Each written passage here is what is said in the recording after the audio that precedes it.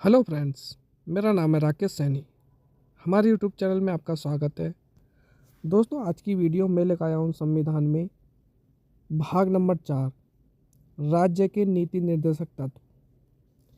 Friend, अपने दिमाग में एक बात ये रखें, ऑल इंडिया में जो भी एग्ज़ाम होता है, चाहे किसी भी लेवल का हो, राज्य के नीति निर्देशक तत्व से 1 या 2 क्वेश्चन 100% पूछे जाते हैं। तो एक वीडियो बेहतरीन क्लास हो गई है। आपसे निवेदन है, हमारी वीडियो को अपने दोस्तों में शेयर करें और हमारे चैनल को सब्सक्राइब अवश्य करें। तो आर्टिकल नंबर इसमें आते हैं 36 से लेकर 51। इन आर्टिकलों को एक बेहतरीन तरीके से और एक सरल भाषा से समझेंगे। देखो, आर्टिकल नंबर 36 में ये कहता है, राज्य के नीति निर्देशक तत्व को परिभाषा है। अगर ये बात पूछी जाए कि राज्य के नीति निर्देशक तत्व किस देश से उधार लिए हैं, तो ये आयरलैंड से लिए गए हैं। मूल अधिकारों का यदि हनन होने पर न्यायालय का सहारा लिया जा सकता है, जबकि राज्य के नीति निर्देशक तत्वों का अगर इनका हनन होता है तो न्यायालय का सहारा नहीं लिया जा सकता। अर्थात मूल अधिकार जो हैं क्या है, बाध्य योग्य हैं, जबकि नीति निर्देशक तत्व बाध्य योग्य नहीं है। अब इन आर्टिकलों को देख लेते हैं। इनका जो उल्लेख है वो 36 से लेकर 51 तक है। 36 में क्या बता रखा था कि यहाँ पर परिभाषा दे रखी है नीति निर्देशक तत्व की। 37 में क्या बताया है कि राज्य के नीति निर्देशक तत्वों को न्यायालय द्वारा परिवर्तित नहीं किया जा सकता, यानी कि बदला नहीं जा सकता। आर्टिकल नंबर 37 में ये बात कही गई है।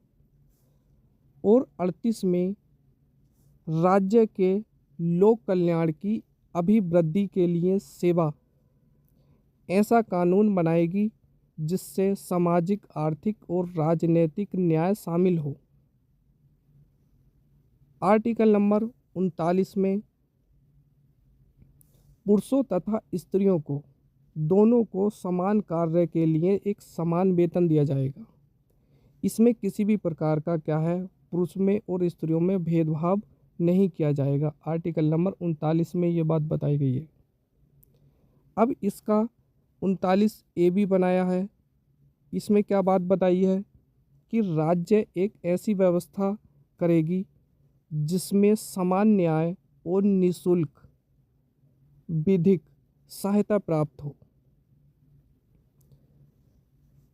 आर्टिकल नंबर 40 में ये बताया है कि ग्राम पंचायतों के गठन का अधिकार किसको दिया गया है, राज्य को दिया गया है। यानी कि ग्राम पंचायत का जो उल्लेख है वो किस में, आर्टिकल नंबर 40 में। अब देख लेते हैं आर्टिकल नंबर 41 में कुछ दशाओं में काम, शिक्षा और लोक सहायता पाने का अधिकार है। आर्टिकल नंबर 41 में। 42 में प्रसूति सहायता पाने का अधिकार और 43 में कृषि या कुटीर उद्योगों को विकास कराना है। और इसके अंदर 43 में एक बात और बताई गई है, मनरेगा के कार्यक्रम जितने भी हैं वो 43 के अंदर आएंगे, 43 के अंदर। अब देख लेते हैं आर्टिकल नंबर 44। 44 में दोस्तों ये बताया गया है कि नागरिकों के लिए एक समान सिविल संहिता लागू होगी।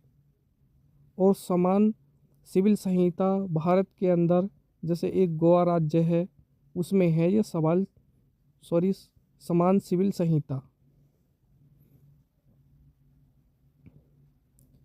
45 में ये बता रखा है कि 6 से लेकर 14 वर्ष से कम आयु के बच्चों को मातृत्व द्वारा देख रेख तथा अनिवार्य शिक्षा का प्रावधान किया गया है।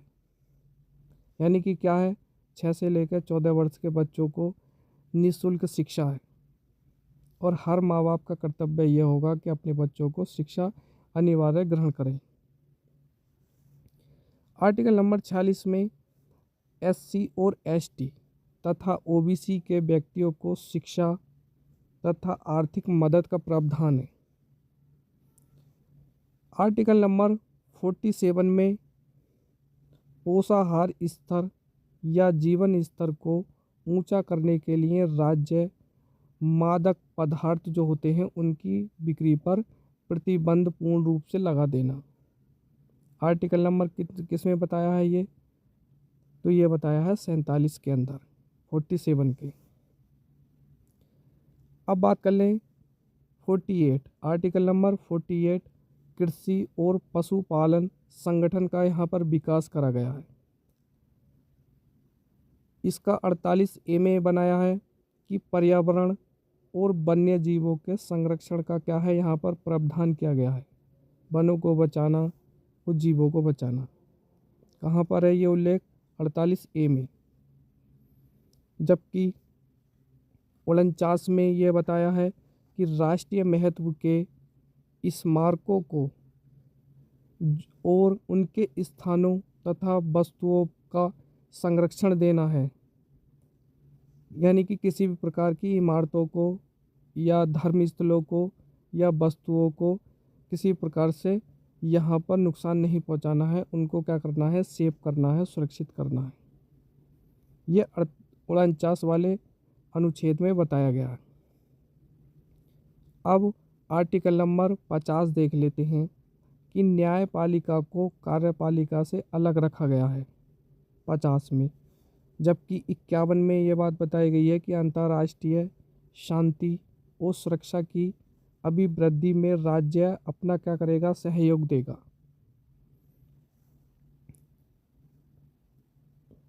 अब देख लेते हैं भाग नंबर 4A।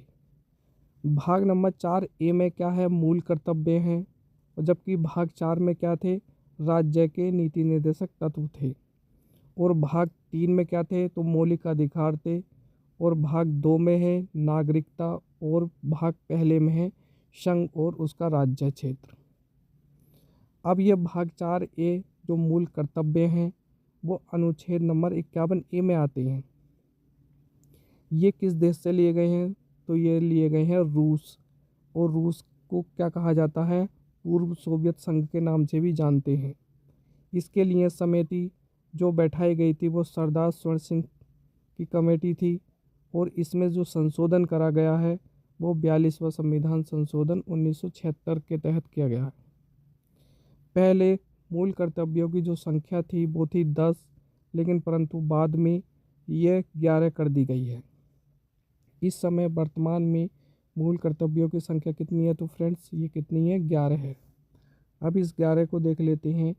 जो 11वां संविधान में मूल कर्तव्य जोड़ा था वो था 86वां संविधान संशोधन 2002, और ये 2008 में भी संशोधन हुआ है। इसके अनुसार कि प्रत्येक माँ बाप का कर्तव्य है कि वे अपने बच्चों को अनिवार्य शिक्षा प्रदान कराएं। तो दोस्तों आज की वीडियो केवल इतनी ही रहेगी। जल्द ही इससे अगला भाग लेकर आऊँगा। तब तक के लिए धन्यवाद।